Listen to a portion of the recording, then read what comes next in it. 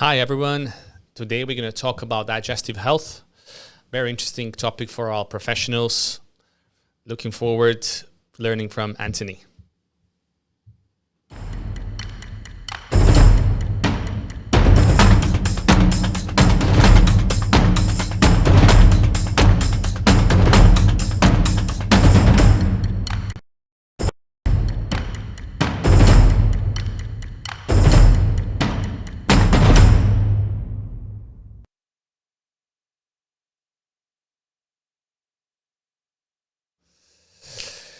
Hi, this is First Anatomy Fitness podcast.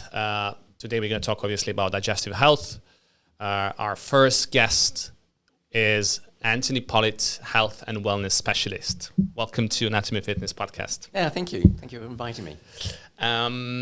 Big topic for all of us, digestive health. For me as a trainer, I was always interested in that how I can help my clients. And then I realized that most of them are not breaking down their food properly, that they have issue with, the common things in terms of, food, digestion, breaking that down, knowing much about digestive health, talking about digestive health. So obviously you are the right person to talk about this. Thank you. So my question will be, what is actually digestive health?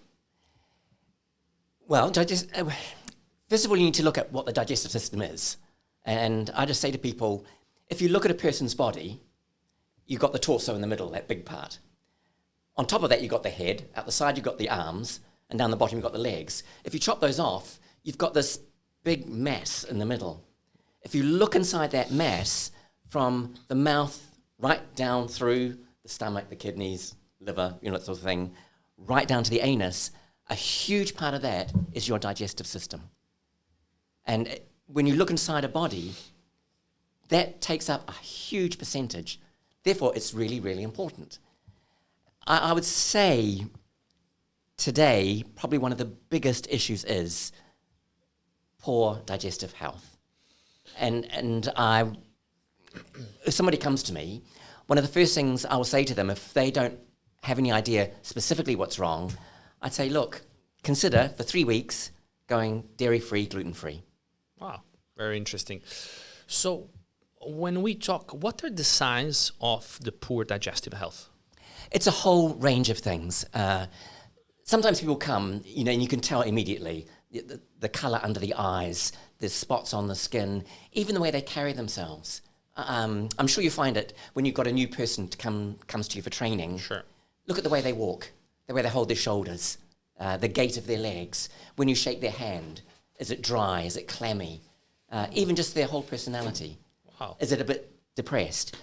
And a lot of that can be due to, of course, environmental factors, the physical, psychological environment, the lack of exercise. But a huge portion of it is also how well are they eating or how well are they not eating?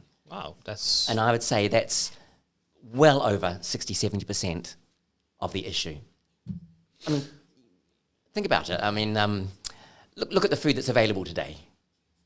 It's basically high, simple carb, sugar-based fast food. And people are busy. True. So what do they eat? And that's going to affect the way they think, the way they feel, the way they move, the way they act. Can some of digesting issues show up on the skin, like pimples, rashes, eczema? Obviously, people don't talk about poo health, which is extremely important. Right.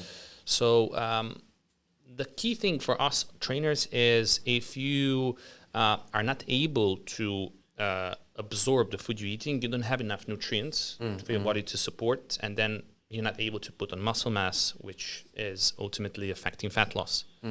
So when we talk about fat loss, that's the first thing what we trainers are trying to address.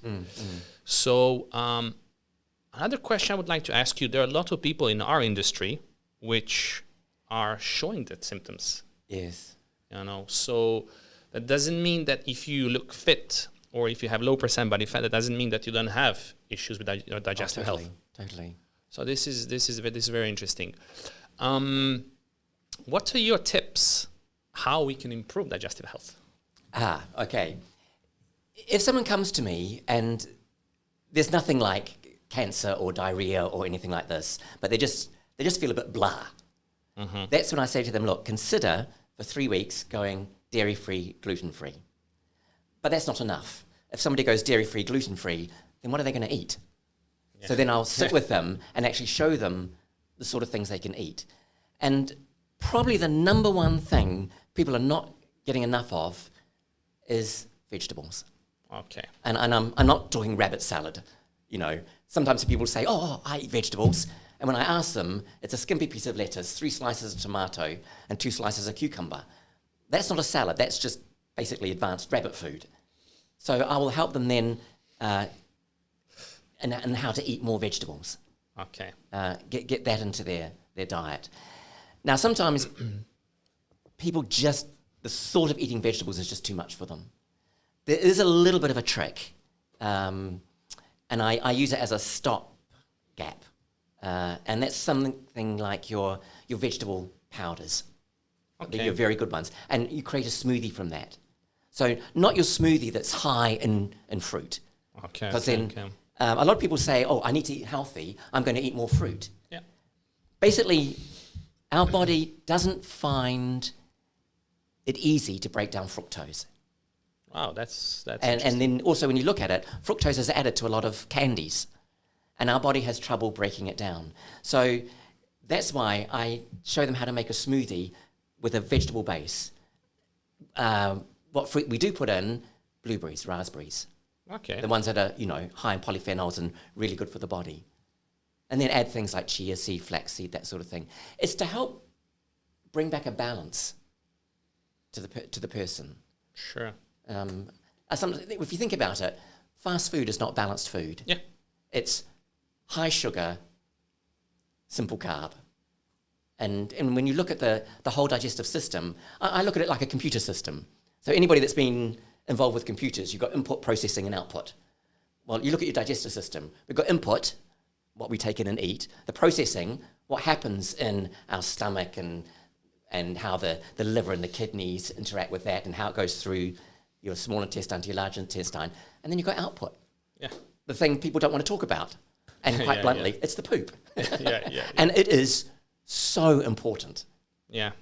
And so I'll just say to people, garbage in, garbage processing, garbage out, garbage life. Sure. You referred after to the Bristol chart. Yes. Is that something what obviously is? Yes.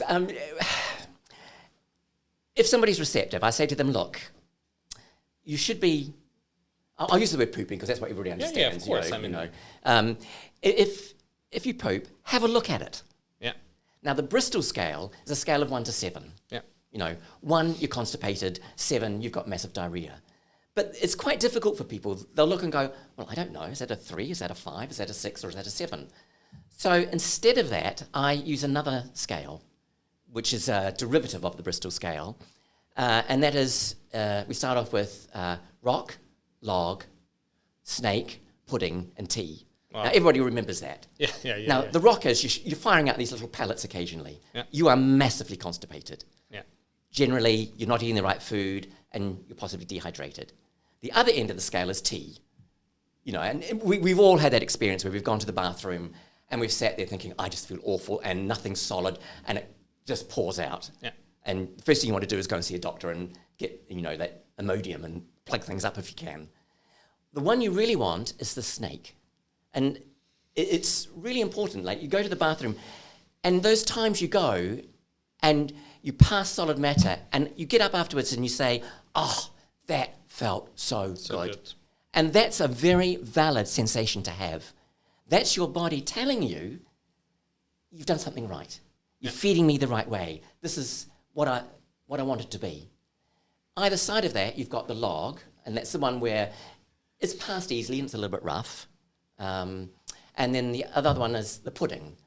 It's the beginnings of diarrhea, and it's just kind of, for want of a better term, it's a bit splodgy. Now, during a matter of a week, we may go between all of those. What you need to ask yourself is, for most of the time, is it around a log and a snake? Yeah. And then if that's so, that's pretty much an indicator you're probably eating reasonably well. Of course, there's areas you could touch up on and improve and that sort of thing. But if you're too much at the other end, the pebble in the tea, you've got problems. You need to make some drastic changes. Okay, this is very good. What I want to ask you is, this is a common question I got from all my clients and people in the fitness industry, how alcohol affects our digestive health. Right. If you look at the word alcohol, the last two letters are OL. Okay. Okay. And our body actually produces alcohol as part of the digestive process. Oh. But too much of the alcohol we drink upsets the whole process. Now, I'm not saying don't drink. What I'm saying is control it.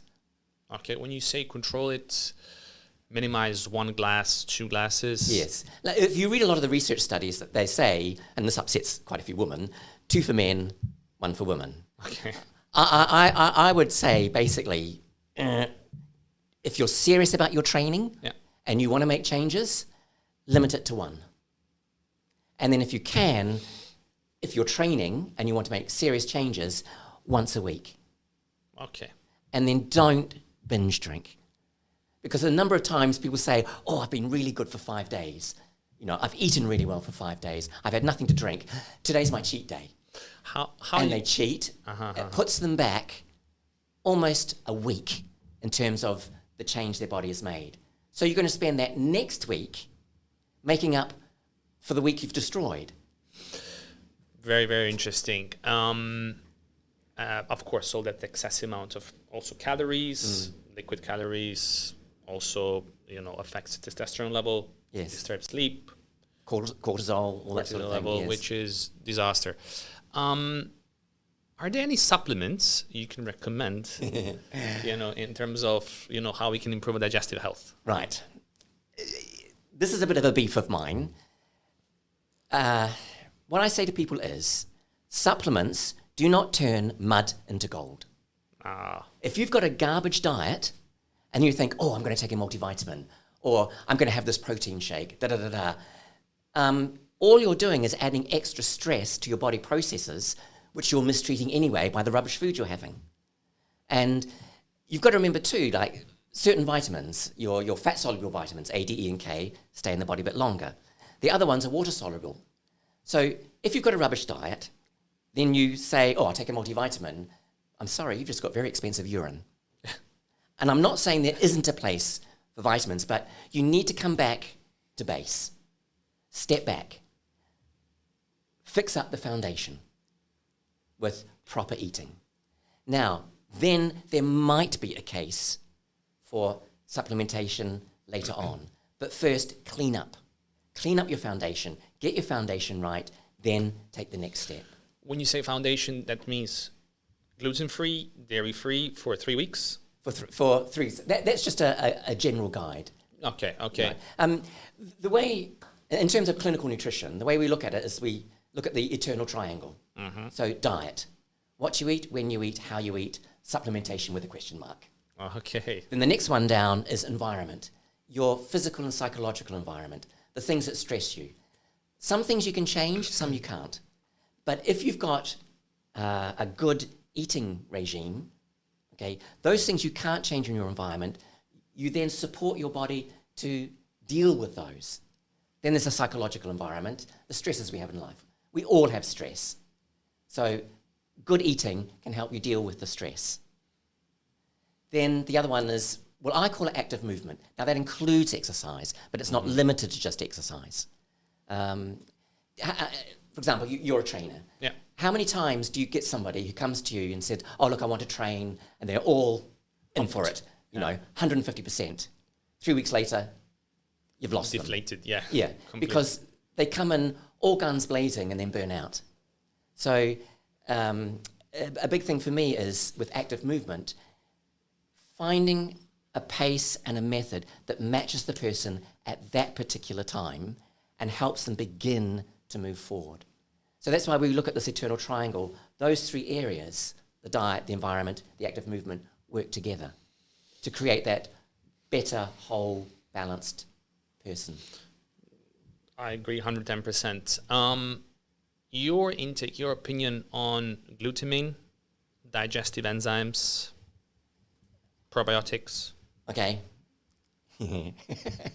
we get, yes.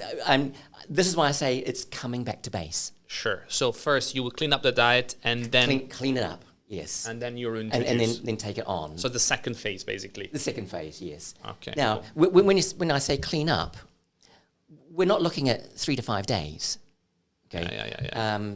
I use the 3-month rule because basically every 90 to 110 days, your blood has replaced itself. And that's why a blood test, you normally only have once every 3 months. Now, I would say take the 3 months and come back to a healthier and a better diet. Then in that second 3 months, okay, maybe you want to change the training, up the training, or maybe you already have. Then you maybe look at adding things. Yeah. Now, before the glutamine and before those sorts of things, I would look at things like improving the vegetable intake. Okay. Fiber intake overall. Yes. Then also the meat. Okay. Okay. If a person is a meat eater, organic, grass-fed, because there's amazing research that's been done in the last 7 years that your organic grass-fed beef actually has quite high levels of omega-3. Also, it has the blood iron, which our body easily absorbs because it matches it. So there's those sort of things. Then I would look into adding that. It's a little bit different, of course, if you've got your high-end athlete, the one that's actually, you know, this is almost their job. Yeah, but if we talk about general population, that's the general rule of thumb. Oh, like clean up. Clean up first, yeah, and then slowly reintroduce certain supplementation if needed. Right. Which is, and I fully admit that is quite hard for people to do, because people want the quick fix. Yeah. You know, we get to work quickly in our cars. We get food quickly. We look at the magazines. I find it quite interesting. If you go back, I'm a lot older than you. Yeah. So if you go back to when I was a teenager, you went into the supermarket and it was all the women's magazines.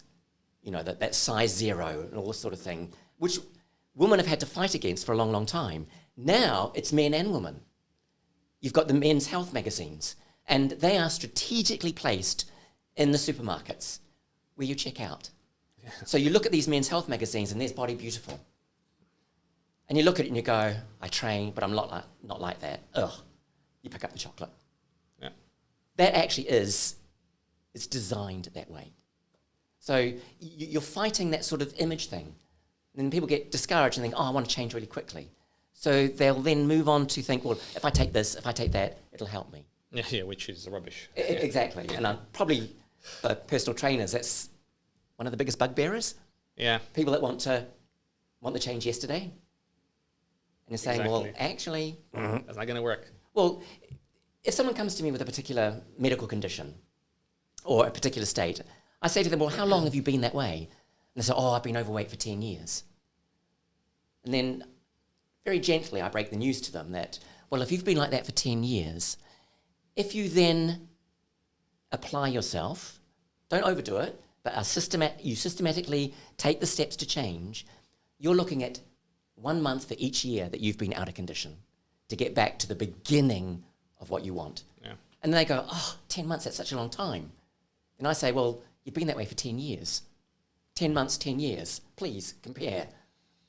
Which one's longer? Yeah. So it's that mindset thing. Of course. So mindset is a big thing. Another thing I want to ask you is us trainers, okay? We are quite often making mistakes, which is a normal thing, and, you know, we are just human. What is your advice where, what we can take on board to change what kind of advice we should give our clients in terms of digestive health or overall health? I keep coming back to that. Help them get back to base. Okay. Help them to start making better choices. If you've got somebody that they're a working person, okay, they don't cook. Buying fast food is really their way of living. To say to them all of a sudden, oh, you should cook, when they can't cook, it's not going to work, is it? I mean, that's a 10 out of 10 failure. So there are ways that even in some fast food places, you can actually begin to get healthier food. So like re-educate them. Re-educate them. Okay. But also not just re-educate, but show them. So for example, if you're in a gym that's in a mall, take them to some of the food places in the mall and show them where they could actually get healthy or healthier food. One example I like here, especially in this country, and I can never say it correctly, the Arabic meze, the tabbouleh, baba ganoush, hummus, that sort of thing. Now, if someone doesn't have any gut issues, instead of having that as an entree, fill up half your plate with those things. Because they're vegetable-based, there's the variety, there's the protein, there's the fibre, there's all the vitamins and minerals, and it's tasty. So fill up half your plate with that, and then a couple of nice bits of chicken next to that. Or if they're vegetarian, 3/4 of the plate with that. And then they go for a brunch. Yeah, exactly. Oh, yeah. They're lethal. Of course. I mean, that's like a bomb. Yes.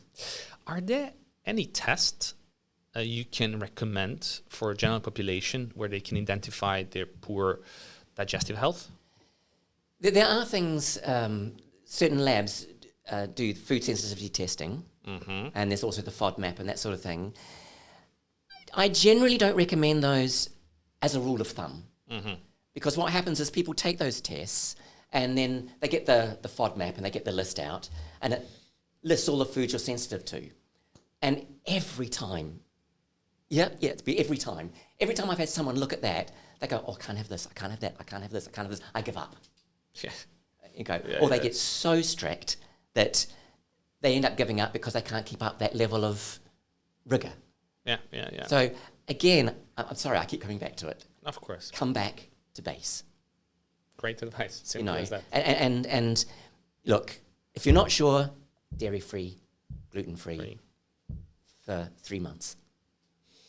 If someone doesn't have that good habit of eating enough veggies, are like green juices good option to replace that veggies or not? I don't recommend green juices as such, because what happens is with a juice, the bulk, the flesh of the vegetable is mostly removed. You're left with a liquid. What's in the liquid?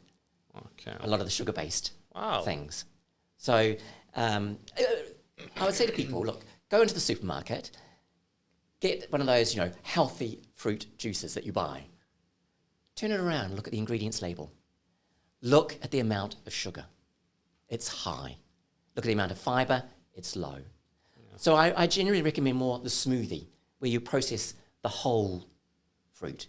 Now, this is where you can buy those vegetable powders, like a scoop of that in is equivalent to about 3 fistfuls of vegetables. Okay. But then add in some kale, celery, even broccoli, a small handful of blueberries and raspberries.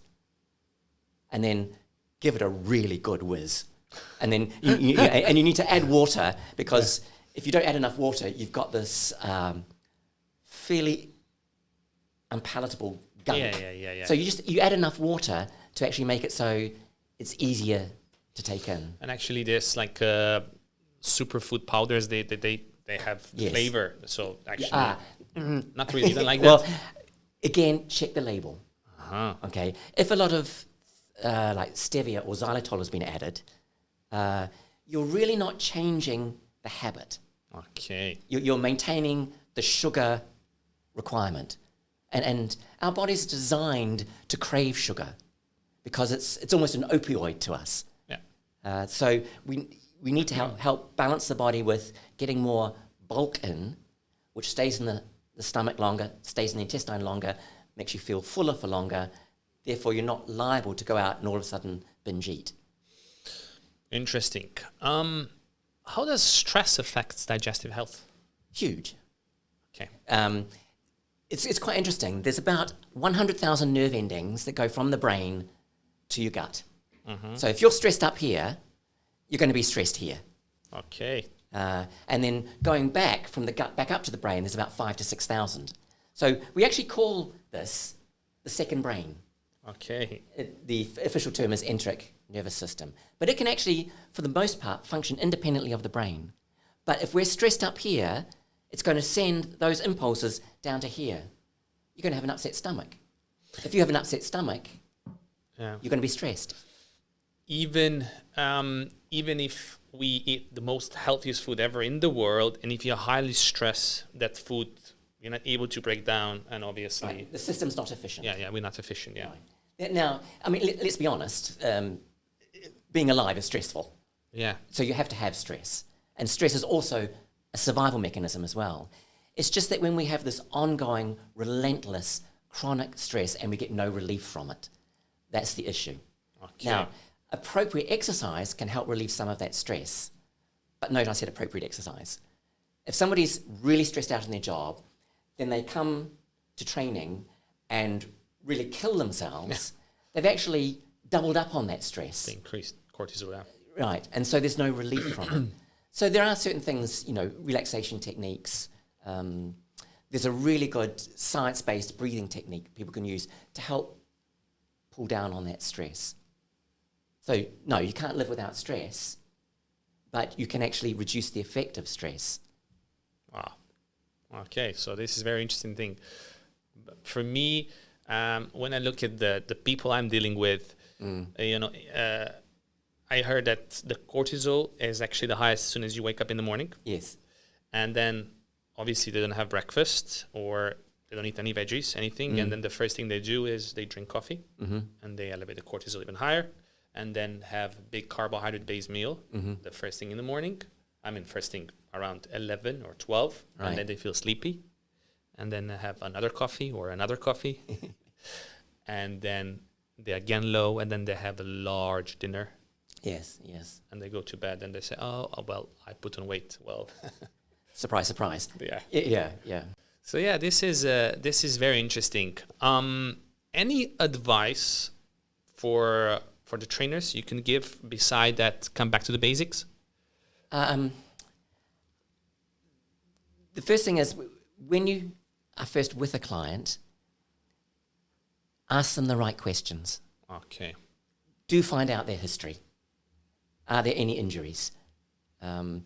If you're suspicious at all concerning their overall internal health, get them to go and have a checkup. I mean, it's just crucial. I'm doing some research work with one of the hospitals here, and the number of men in their mid-30s having heart attacks is quite high, and also amongst guys that look quite fit. Yeah, that's so it's asking the right questions, and also when you're working with a client, working out what the client doesn't want to do as opposed to what the client can't do. Now, the client may not want to do it, but if through good training and encouragement and subterfuge, you can probably get them to do that very exercise that they need to do to help them, as opposed to they can't do it, they've got mobility issues, that sort of thing. That's pretty much one of the biggest mistakes I've seen on a daily basis in the gyms. Yes. Yeah. Great. Of course, water intake is one massive point which we forgot to mention, which is, and of course chewing, because that's, like you mentioned before, when we see the food we like, we start salivating that food. Totally. And then we produce digestive enzymes which are able to break down our food. Yes. Okay, so the main thing is obviously come back to the basics, eat more veggies. If you have some digestive issues, then cut on dairy and gluten for a while. And then in the next phase, or the second detoxification phase, you can introduce some supplementation, right. Control your environment stress. Breathing techniques are very helpful. Right. I'd say too, if there are any people out there that want to find out more about the gut, there's a brilliant book. It's called Gut, and it's by Julia Enders. And she was a young MD. She got really sick in her first year. Doctors told her it was idiopathic. There's nothing they could do for it.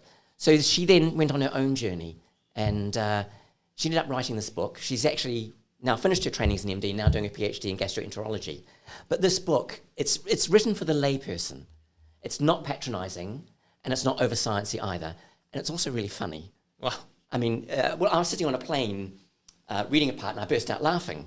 And this person sitting next to me said, "Oh, this is a really good book. What are you reading about?" Well, she's actually talking about vomit and diarrhea. And I thought, I'm on a plane. How do I talk to somebody I don't know that, oh, I found this funny? I didn't, of course, but I just highly recommend this book. It's really readable, and it just puts everything into a context of just